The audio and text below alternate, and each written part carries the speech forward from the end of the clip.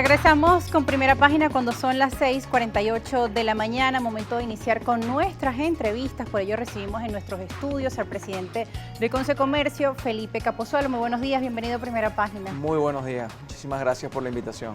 Muchas gracias a usted por estar con nosotros. El tema de los encuentros entre el Ejecutivo y distintos sectores de la vida económica, política, empresarial, han sido parte de las noticias con las que han titulado los medios de comunicación nacionales. Hay gran expectativa respecto a lo que significan estos encuentros, sobre todo porque la población hoy por hoy, en medio de esta pandemia, demanda soluciones y respuestas ante la crisis que se vive.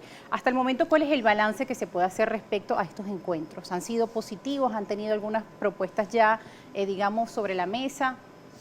Bueno, lo primero que hay que resaltar allí es que nosotros veníamos conversando, señalando la necesidad desde hace tanto tiempo, desde el movimiento empresarial organizado, de volver a debatir, volver a discutir sobre temas fundamentales para el país, y tenemos un mes que lo estamos haciendo formalmente con la Comisión de Diálogo de la Asamblea Nacional. Es un proceso que no es fácil, pero bueno, estamos allí defendiendo nuestras posiciones, defendiendo nuestros valores, señalando lo que creemos que es importante para resolver la problemática del país, poniendo siempre como centro a la gente, a las personas. Y es un proceso que seguramente va a tomar tiempo, pero eso no lo exime de la responsabilidad de presentar resultados lo más rápidamente posible. Cuando comienza el proceso se hablaba ya de la necesidad de presentar victorias tempranas frente a la opinión pública, frente a los venezolanos, y nosotros seguimos sosteniendo eso. Por ello, la semana pasada sostuvimos una reunión desde Concecomercio, no solamente para presentar nuestras propuestas, totalmente complementarias y en apoyo a las propuestas presentadas por Fede Cámara, pero también dar la visión del comercio, hacer seguimiento a todos los procesos que se están desarrollando en el marco de esas conversaciones. Y bueno, tuvimos una reunión en la cual, insisto, estamos esperando resultados lo más pronto posible. Ahora bien, ¿cómo afectan estas reuniones que se vienen realizando en Venezuela los problemas que ahora se tienen dentro del país con la comunidad internacional? Por ejemplo, las más recientes tensiones con la Unión Europea, cuando se venía hablando en el país de diálogo, negociación. También sabemos que es necesario acuerdos que permitan también tener un escenario positivo con otros países en el escenario internacional. ¿Cómo influye esto? Bueno, tenemos que estar claros que este es un proceso donde se está buscando centralidad, este es un proceso donde se está buscando entendimiento, y no necesariamente eso cumple o llena las expectativas de sectores que mantienen posiciones un poco más extremas, un poco más intransigentes, y precisamente las señales de confianza son las que van a ir haciendo el camino para que estos puentes, más que el llamado a hacer puentes, nosotros estamos construyéndolos. Al final lo deseable es que esos puentes los transite los sectores, los factores políticos, y puedan llegar precisamente a acuerdos de trascendencia, acuerdos de interés nacional, que solamente pueden ser suscritos por los sectores políticos formales de la nación. Allí entonces vienen a jugar un papel fundamental no solamente el gobierno, sino la oposición y todos los partidos políticos. Bien, como la población está ávida de respuestas, de soluciones a los distintos problemas, quisiéramos presentar parte de los documentos que ustedes han llevado, quizá a plano general, algunas de las propuestas que están manejando en estas mesas de negociación, de diálogos y de encuentros. Vamos a iniciar con el de las propuestas. Por favor, nuestra compañera de producción, lo tenemos acá, señor Capozzualo, para que usted pueda ampliarlo. Sí, muy generalmente nosotros en un proceso totalmente inclusivo hemos tratado de presentar los puntos de interés de todos los sectores que componen Concecomercio. Allí tú tienes aspectos relacionados con la educación, la salud pública, lo económico y financiero, banca pública y privada, el marco regulatorio, tributario, prevención y bioseguridad y servicios públicos e infraestructura. Obviamente es un documento más desarrollado, detallado, donde se intenta incluir, insisto, los puntos que todos los sectores señalan como necesarios y prioritarios.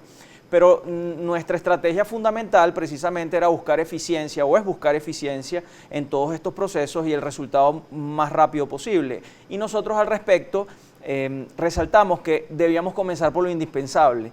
Y lo indispensable para poder desarrollar todas estas acciones y lograr resultados rápidos es centrarnos precisamente en 4 medidas fundamentales que nosotros consideramos que deben ser atacadas de inmediato. Las indispensables. Lo primero y lo fundamental está relacionado con corregir de una vez por todas, ponerle freno al empobrecimiento de la gente que es víctima de la inflación, un proceso hiperinflacionario que ya tiene muchísimo tiempo, ha sido muy prolongado en Venezuela. El tema es el cómo, ¿no?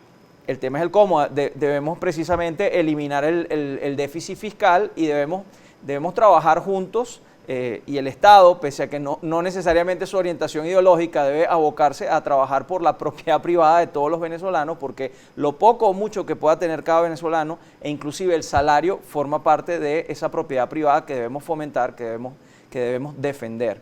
Por supuesto que Venezuela, para poder emprender un camino de crecimiento y resolver toda la problemática actual y montarse en la senda de la productividad, debe hablar ya seriamente de un plan que contemple una nueva matriz energética nacional, una nueva matriz de servicios públicos. Estamos en pleno proceso de transformación de pasar de una economía rentista a una economía que pretende ser productiva, y entonces el esquema que hemos venido manejando en los últimos 100 años al respecto de la energía en nuestro país no nos va a funcionar en lo que viene ahora. Ustedes proponen la privatización en este sentido. Nosotros estamos proponiendo un esquema de eficiencia. Estamos diciendo, si el Estado no puede garantizar los servicios públicos en determinada área, debe trabajar en conjunto, debe trabajar apoyándose en la empresa privada venezolana. Entonces allí surgen esquemas como la privatización, esquemas como la concesión, esquemas como la cooperación público-privada para resolver el problema de las personas, y al final resolver el problema de servicios públicos implica aumentar la productividad del país para que se pueda generar empleo. Y destacan aquí temas como que este proceso de privatización sea de la forma más transparente, a través de concesiones, licitaciones. La transparencia es fundamental, es un aspecto que debemos recuperar no solamente en el discurso, sino en la práctica. Luego nosotros hemos señalado como un tercer factor fundamental la necesidad que tiene el mercado interno, que tiene todo venezolano, de recuperar la capacidad crediticia. Sí. No es posible recuperar el mercado interno si no procedemos a permitir incentivos y herramientas de financiamiento desde lo personal. En Venezuela vamos a recordar que desde hace mucho tiempo las personas no tenemos tarjeta de crédito. Cualquier persona que antes podía tener una tarjeta de crédito y podía ayudarse para obtener bienes y servicios, eso ya no existe en este momento. Los límites son caducos ya. Sin pensar entonces sin hablar ahora de las empresas, de los pequeños comercios, inclusive sí. la gran empresa tiene dificultades importantes para acceder al crédito.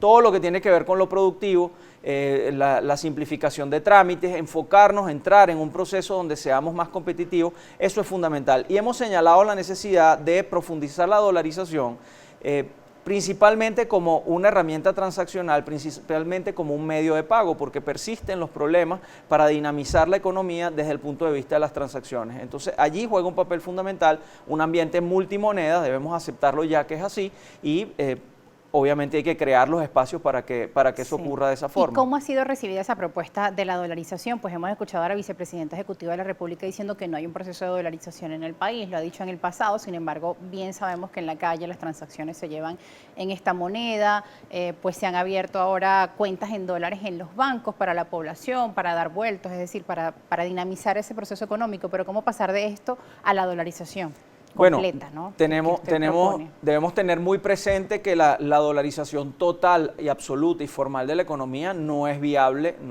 porque Venezuela está en este momento atravesando un periodo con un esquema sancionatorio en el cual no se tienden los puentes para que eso pueda ocurrir formalmente si se quisiera hacer. Okay. Lo que nosotros estamos proponiendo es que, tomando en consideración que en la calle hay una realidad, debemos entonces de alguna forma formalizar y ponerle reglas a esa realidad y ponerla al servicio de la gente. La dolarización es un proceso espontáneo que ocurrió desde la gente hacia arriba, hacia todos los sectores, para poder resolver el problema de las transacciones. Entonces allí el Estado juega un papel fundamental para facilitar la vida de las personas. Y en ese sentido, la última propuesta que nosotros presentamos allí era sencillamente también formalizar algo que es un sentimiento nacional. Si este es un país que quiere producir, quiere trabajar, quiere avanzar y quiere conectarse con el futuro, debe hacerlo de manera continua y no intermitente. Por lo tanto, el esquema 7+7 debe avanzar, debe evolucionar hacia una nueva versión más flexible, hacia una nueva versión que realmente nos permita producir. y que ese es un tema que también es complejo, ¿no? Eso lo vamos a estar hablando al regreso de la pausa. El tema de cómo caminar en ese proceso del esquema 7+7, sobre todo también hay mucha expectativa por el regreso a clases que ya se ha anunciado para el mes de abril. Hay opiniones encontradas respecto a este tema, el riesgo del COVID-19 y eliminar el método 7+7. Eso lo vamos a estar hablando al regreso de la pausa. Ustedes también participen, etiqueta Primera Página en Twitter y en Instagram, nuestras cuentas @DanielaJSalas y mi cuenta @Rosa_periodista. No se aparten.